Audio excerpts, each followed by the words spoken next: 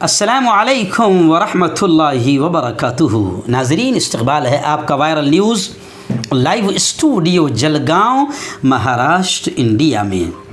میں آپ کا میزبان مفتی محمد ہارون ندوی۔ آئیے ڈالتے ہیں ایک بہت ہی اچھی بڑی پیاری خبر پر نظر۔ جی ہاں ناظرین، گجرات کے شہر بڑودہ میں ایک دینی قدیم روحانی تعلیمی ادارہ ہے جسے دارالعلوم بڑودہ کے نام سے جانا جاتا ہے۔ میرے بہت ہی قریبی بلکہ میرے بڑے سینئر دوست بھی ہے، خاص طور سے مفتی محمد عارف صاحب۔ اس دارالعلوم بڑودہ میں ایک بڑی خبر یہ آئی ہے کہ مصر کے علماء، جامعہ ازہر کے علماء دارالعلوم بڑودہ آئے۔ ان علماء کی آمد پر دارالعلوم میں ایک پروقار تقریب کا انعقاد عمل میں آیا۔ جی ہاں، اس تقریب میں جامعہ ازہر سے علماء کرام جو تشریف لائے ان کا پرتپاک انداز میں استقبال یا تقریب رکھی گئی، ان کا استقبال کیا گیا، اور پھر ان علماء کرام نے طلباء اور اساتذہ دارالعلوم کے سامنے اپنے تجربات کی روشنی میں بڑی قیمتی باتیں اور قیمتی نصیحتیں اور اپنے تاثرات کا اظہار فرمایا۔ مصر سے تشریف لائے شیخ عصام حسن منصور نے اپنے 10 منٹ کے مختصر سے خطاب میں طلباء کے سامنے عربی زبان کی اہمیت اور افادیت پر بڑے پیارے انداز میں روشنی ڈالی۔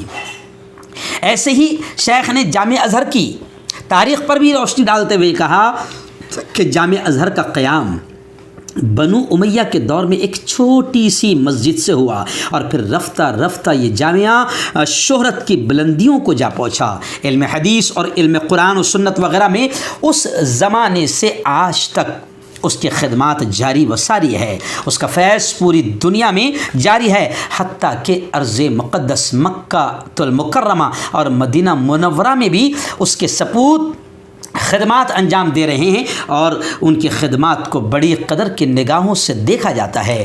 دارالعلوم بڑودہ کے حوالے سے حضرت شیخ نے فرمایا کہ مجھے یہ پتہ چلا کہ اس دارالعلوم بڑودہ کا بھی آغاز ایک چھوٹی سی مسجد سے ہوا، مگر آج میری نگاہیں دیکھ رہی ہے، میری آنکھیں اس بات کی گواہ ہے کہ اس ادارے کا فیض صرف شہر بڑودہ ہی نہیں بلکہ پورے صوبہ گجرات میں جاری و ساری ہے۔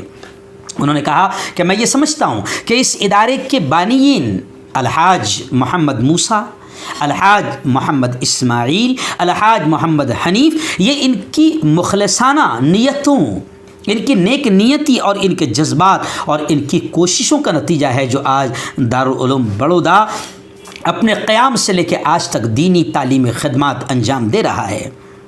شیخ عصام نے طلباء مدرسے کے ان طلباء کو مخاطب کرتے ہوئے کہا کہ بیٹا، جس علم کو حاصل کر رہے ہو یہ اللہ کی طرف سے ایک نعمت ہے، اسے نعمت سمجھ کر پوری محنت تگ و دو سے اسے حاصل کرو۔ انہوں نے مزید یہ بھی کہا کہ ہم سب خدا کے نام لیوا ہیں اور ہم ایک جسم کی طرح ہیں، ہمیں اپنے تمام مسلمانوں کے لیے فکر مند ہونا چاہیے، ان کے غم کو اپنا غم سمجھنا چاہیے۔ آج افسوس ہے کہ ایک طرف ہمارے بھائی ظلم و ستم کی چکی میں پس رہے ہیں، شکار ہیں، تو وہی دوسری طرف ہم عیش و مسرت کی، عیش و مستی کی زندگی گزار رہے ہیں۔ وفد میں شامل شیخ ابراہیم بستامی نے اپنے پرمغز خطاب میں طلبہ دارالعلوم کو مخاطب کرتے ہوئے فرمایا کہ جو علم آپ حاصل کر رہے ہیں اس علم سے زیادہ مال و جمع کرنے کی فکر نہ کرنا۔ ہمارا مقصد زیادہ مال و جمع کرنا مقصد نہیں ہوگا۔ اگر مال حاصل کرنا ہے تو پھر دوسرے علوم و فنون ہیں۔ یہ علم جو آپ سیکھ رہے ہیں اس چہار دیواری میں، اس علم سے یہ تمنا نہ کرنا اور یہ کوشش نہ کرنا کہ ہم اس سے مال جمع کریں، اور یہ ہرگز نہ سمجھنا کہ قرآن و حدیث کا علم حاصل کرنے سے فقر و فاقے کا سامنا کرنا پڑتا ہے۔ جی ہاں، یہ بہت اہم بات حضرت شیخ نے فرمائی کہ یہ بھی نہ سمجھنا کہ اگر ہم یہ علم حاصل کریں گے تو تنگ دستی ہم پر آئے گی، فقر و فاقہ ہم پر آئے گا۔ یہ مادیت پرستوں کی سوچ ہے۔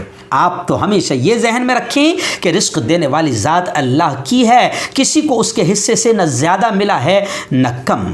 انہوں نے مقدرات کو ایک مثال سے سمجھاتے ہوئے فرمایا کہ میرے لیے ایک بہترین تھال میں سجا کر قیمتی ناشتہ لایا گیا، مگر جب میں نے اس میں سے کچھ لیا تو طبیعت میں تھوڑی گرانی، بوجھ سا محسوس ہوا، گڑبڑی محسوس ہوئی، مجھ سے وہ کھایا نہ گیا، اس لیے کہ وہ رزق میرے مقدر میں نہیں تھا، اور اگر وہ رزق آپ کے مقدر کا نہ ہو اور آپ نے کھا لیا تب بھی وہ آپ کے جسم کا حصہ نہیں بنے گا، کسی نہ کسی طریقے سے وہ باہر نکل ہی جائے گا، چاہے پھر اس کا خون بنا ہو تو مچھر اس خون کو پی لیں گے۔